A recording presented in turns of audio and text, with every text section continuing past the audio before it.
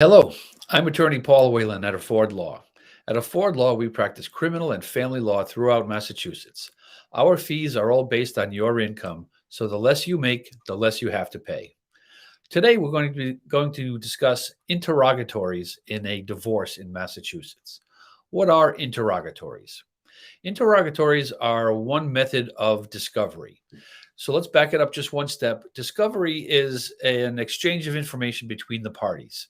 It's different from discovery in a criminal sense because that in the criminal side of things, it's the Commonwealth against a particular individual.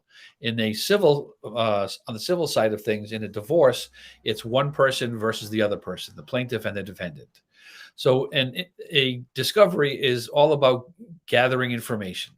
So there are a number of vehicles, if you will, for discovery. Interrogatories are one. Requests for production, requests for documents. I'm sorry, request for documents. That is request for documents. Requests for admissions, subpoenas for information from third parties, and so forth. Investigations, private investigators, and so forth. That's really a sort of a side part of discovery. But interrogatories are very crucial to the whole discovery process. And in fact, interrogatories are oftentimes the first thing that are used in the discovery process. So interrogatories are specific written questions that are sent out from one party to the other party. So let's say you filed for a divorce, and the first thing that's going to happen is one of the first thing that's going to happen is you're going to send out a discovery. So you'll be sending out written questions for your spouse to answer.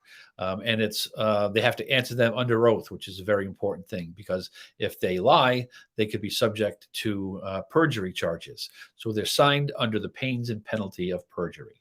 So you want to get that information because you're trying to evaluate your case, your divorce case. And most typically, there are pretty standard interrogatories that are sent out, and those entail information largely about finances. What is your bank? Where are your bank accounts? How much money do you have? What are all your stocks and bonds and investments and retirement and real estate, all that sort of stuff. So you want to get a full picture of the other person's financial status, debts as well. You'll be asking questions about what kind of debts do you have, who do you owe money to, how much, and so forth. So those are interrogatories. So you send those out. They have a period of time in which to answer them. They have to be written out answers. They send them back to you, as I say, under pains and penalty of perjury. And with that information, then you have an idea of perhaps where you need to dig further to get some more information, where you think the person may have been less than truthful. Yes, that does happen. So that's a good place to start, the interrogatories. The other side will send you interrogatories as well, so you'll have the same types of questions that you'll be asking. In fact, in many cases, you'll see it's almost the same exact questions that are asked. Those are interrogatories. They're fairly inexpensive as far as discovery goes, so you don't have to hire anybody, experts or anything, to get that information. And oftentimes, it's a starting point. You can send out interrogatories in sets. So you may send out the first set of basic sort of boilerplate interrogatories.